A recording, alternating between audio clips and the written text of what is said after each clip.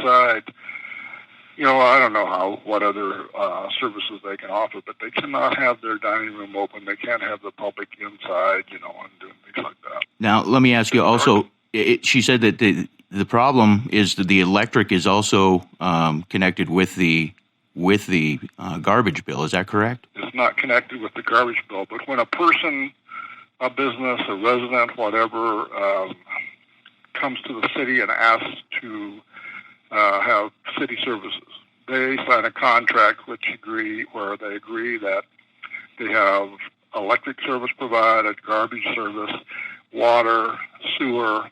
I believe that's the four: electric, water, sewers, sanitation. They agree to that, right?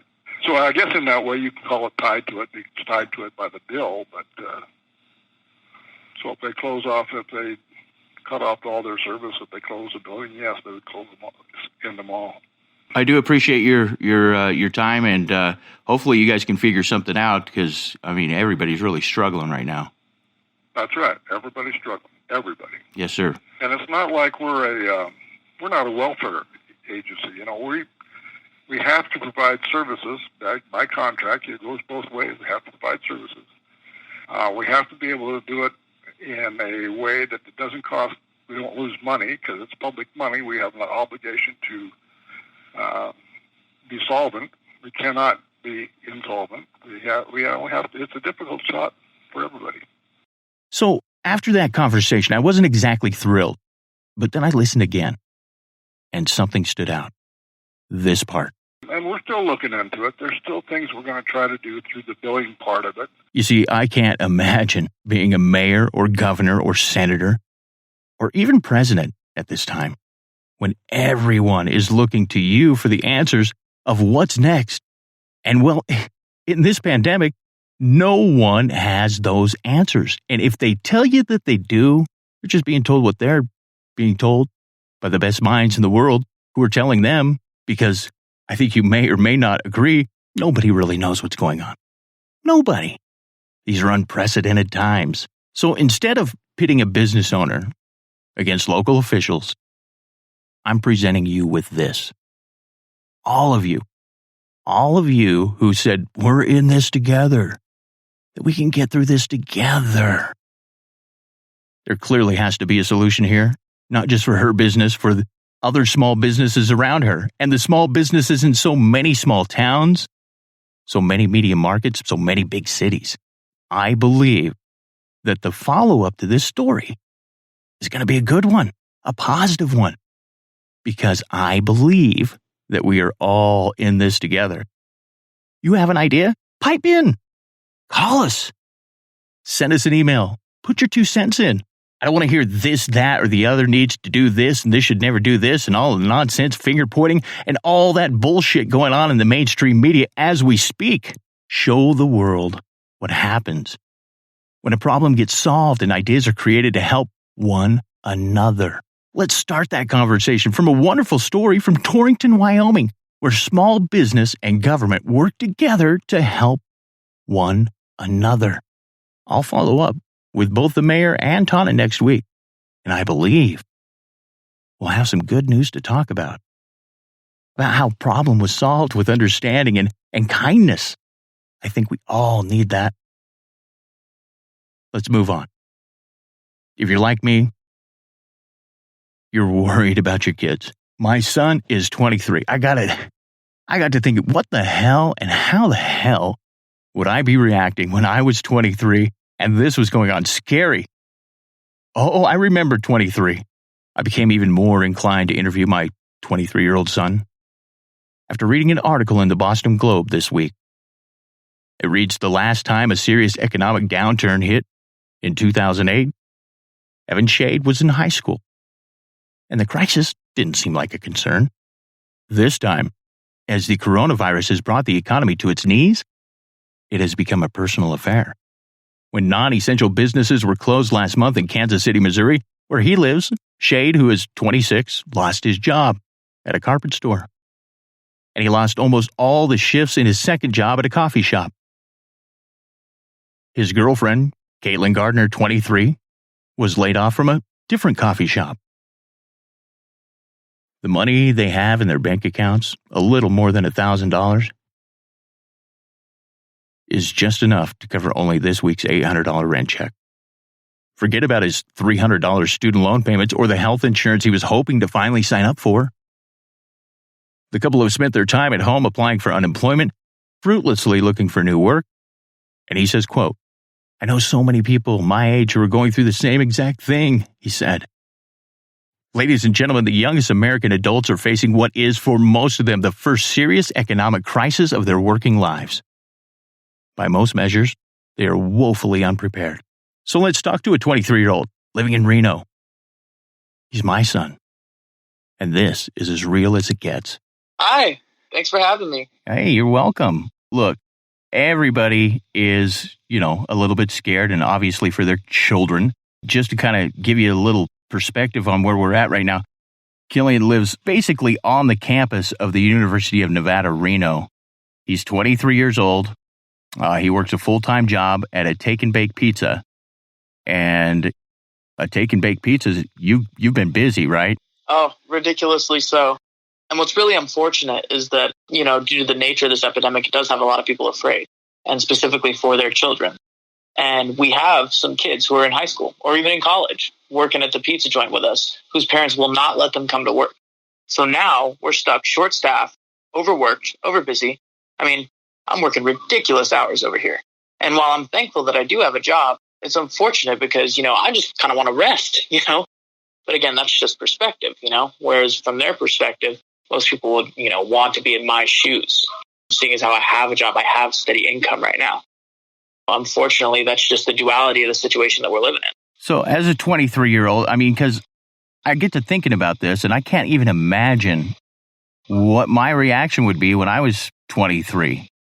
And especially living nearly practically on a college campus. Is everybody practicing social distancing there at UNR?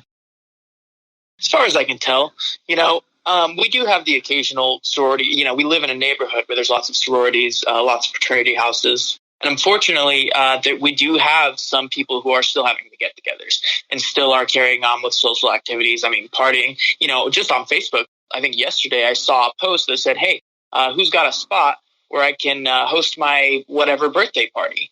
And I check the comments and I see people saying things like, we're supposed to be, not within contact of each other, not 10 or more. And she just didn't seem to care. And that's really is the scary part, because it's those kinds of mindsets that are really going to help spread this thing. And that's exactly what we don't want. We want people to be staying far apart. We want people to be practicing, even just basic hygiene, washing your hands, touch a doorknob, wash your hands. Some people do this religiously every day, pandemic or not. But unfortunately, there are some people who need to really get in the habit of those kinds of things. We need to be taking every measure necessary in order to prevent the spread of this thing. The perspective from a 23-year-old's view of what's happening right now, in general, your thoughts, you just recently moved to Reno, sure. And you and your girlfriend have an apartment now, and she was recently laid off. She worked in a casino. Yep. So now she's out of work. And so the fear is real, not just economically, but what's it doing to you guys emotionally as a 20-something?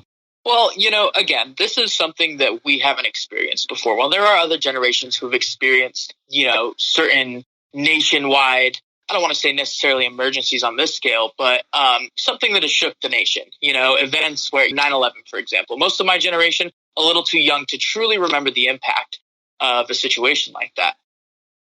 Oh, how old were you at 9/11?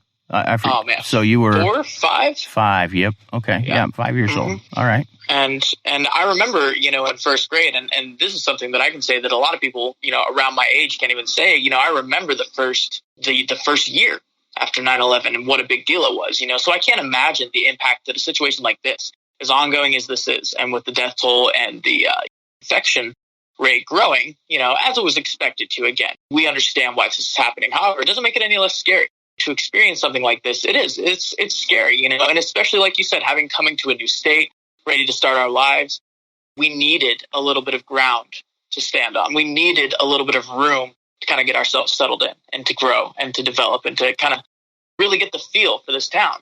And unfortunately, that's all been put on hold. That is completely delayed until further notice, unfortunately. And it is scary. You put your eggs in a basket and you hope that basket's going to land, but sometimes it doesn't. Sometimes there's some bumpy roads along the way. And that's something that we're overcoming.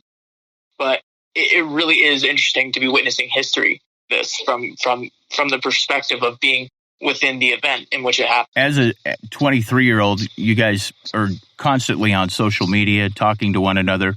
What is the consensus of your friends? What are they thinking? Your friends back in Colorado and your new friends here? Well, I mean, what's kind of the feel? I just want to say that is a fantastic asset that we do have, is social media. This is one of those times where, with all the harm and detriment that social media can cause, this is one of those times where it is a blessing, because it unites us, allows us to stay in contact with one another at a moment's notice, at the check of a phone. We can kind of group and work around things, group think, and kind of organize ways to stay in touch and make sure one another is doing okay. As for some of my friends, on one hand, we have friends who are going to school who have to put their education on hold. And this isn't just like high school. These kids are going there for their degrees, working on their masters and such things like that. And unfortunately, that's been put on hold. And that's time that's not only important and in an urgent sense, but it's money that they can't get back. How are the tuitions going to be handled? I got some friends worrying about that. My other friend, he works at a mechanic shop. And while, they are considered essential, nobody wants to go get their car fixed right now. So they have to lay off their employee. Well, not lay off, but they have to close down temporarily. And he doesn't know what he's going to do. He was about to move into a new apartment, and he had to back out of his lease, which is, what kind of repercussions is that going to have? Are the circumstances going to be taken into account, or are they just going to say, well, sorry about the timing? And is he going to receive some sort of setback on that? It's a whole range of things, but fortunately, they are with their loved ones. We are keeping in contact, checking in on each other. And I mean, the world could explode tomorrow and people would still make memes about it. So we're sharing memes, we're having laughs, we're making sure to keep each other cheered up, because that's important too. Go watch some comedy, go relax, meditate, take your time to really get to know yourself. While we don't have a lot to work with, and I know a lot of people are scared, it is important to be able to remember to take care of yourself and others during this time. And I think that's really important.